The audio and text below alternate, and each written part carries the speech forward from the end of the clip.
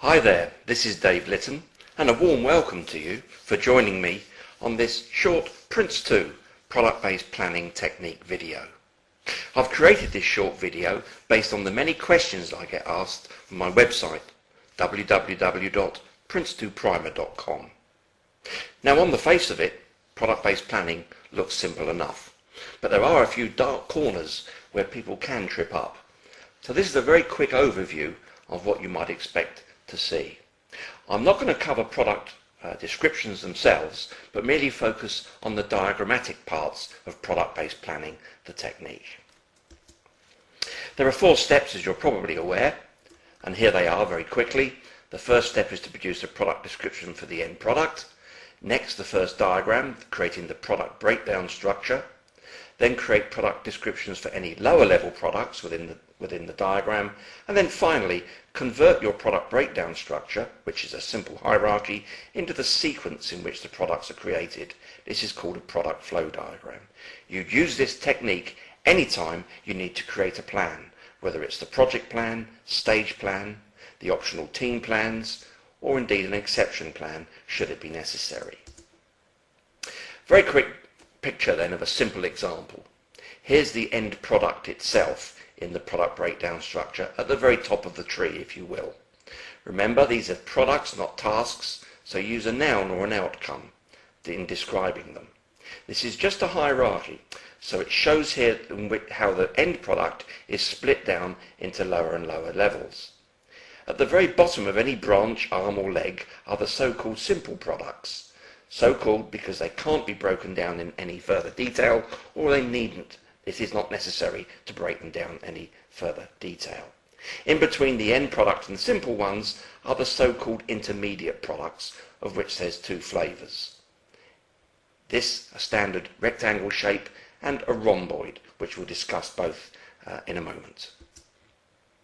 So just briefly, the intermediate products are the ones in the middle, and simple products are the ones at the bottom of any arm or branch. Let's have a quick look at what are known as external products, which can cause some confusion. They're shown as an ellipse, and there's 2 tests, if you will, that say whether this is an external product. Either the product already exists, in which case it's external, or the project needs it, but creating the product is outside the scope and hence the control of the project. Either of those situations would mean you've got an external product. It does not really mean that you're giving this product creation to a third party, because that would be under the control of the project and would be an internal product. Some examples. Getting planning permission for a house is an external product. You need it, but you have no control over its creation. See it this way, if you will, that you wouldn't give out work packages or expect checkpoint reports on progress. A price list, picking up one of those from a company that already exists, or the logo perhaps you'll incorporate into a document, they would be also an external example. Preparing a site, if that's necessary before you, with your project, can build a house upon it, then the prepared site would be an external one. If, for example, Hewlett-Packard were bringing out a new printer, which you needed as part of your new computer system, this would be an external product. Or possibly it means merely the product's been already made within this project from a previous stage, but now you need it to develop things further, perhaps taking a specification document and now designing against it. Product states can also cause confusion. It's the same product, but you have the choice whether or not to show it as one rectangle on your diagram or as many, referencing its different states. A simple example using furniture. Imagine you are moving house to perhaps another country possibly, and you have some existing furniture plus some external furniture which you've actually bought.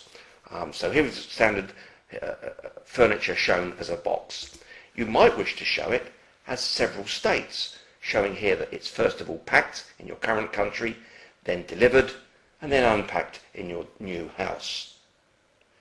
Whether you use one or the other is entirely up to you. Again, there's 2 checks which you might like to try.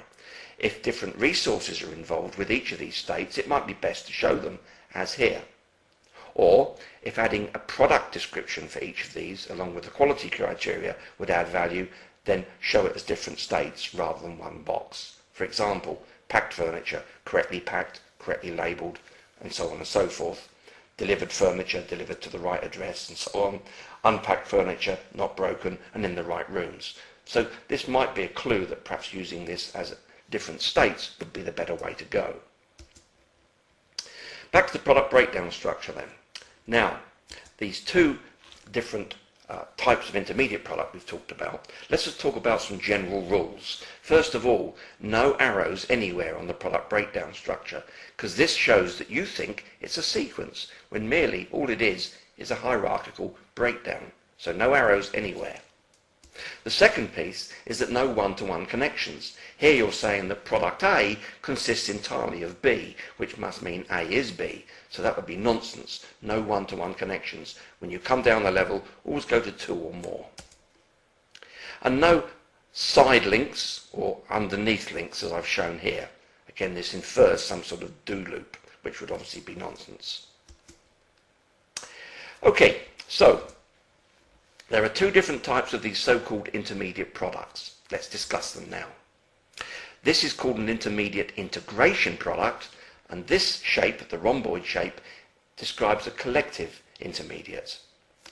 Now the difference being is that an integration type product, the products that sit underneath it, combine in some way to become the integrated product itself.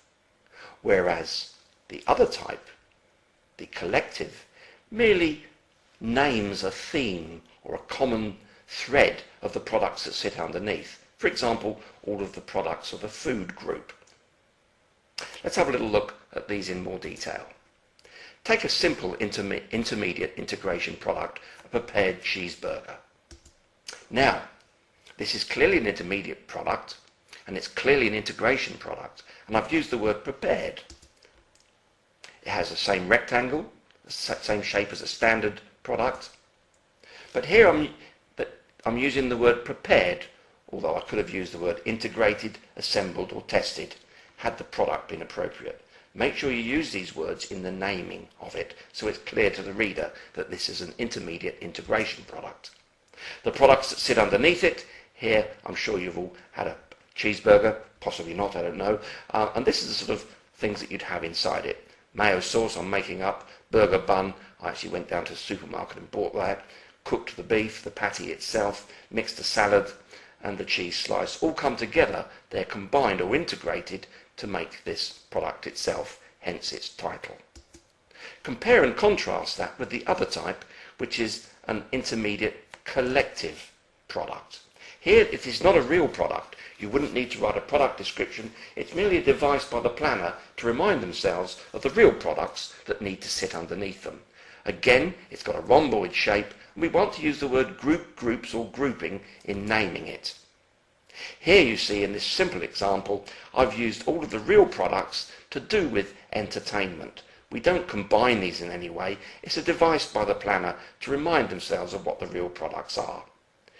This, in the product breakdown structure, is that when it's converted to a product flow diagram showing sequence, we disregard, throw away if you will, all of the collective groups, because they are not needed. They're merely used at this point in time.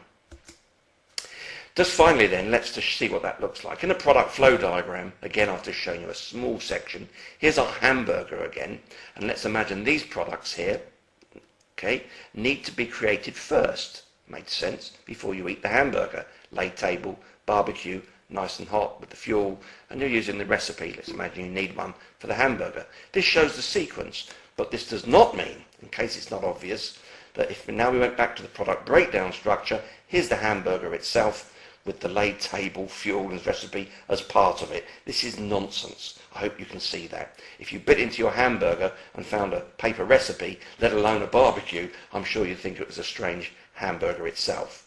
Not to mention though, of course, if this was a group, a rhomboid, we could call this hamburger group, in which case this would be relevant, in which case we might add the hamburger as one of the many products forming the hamburger group.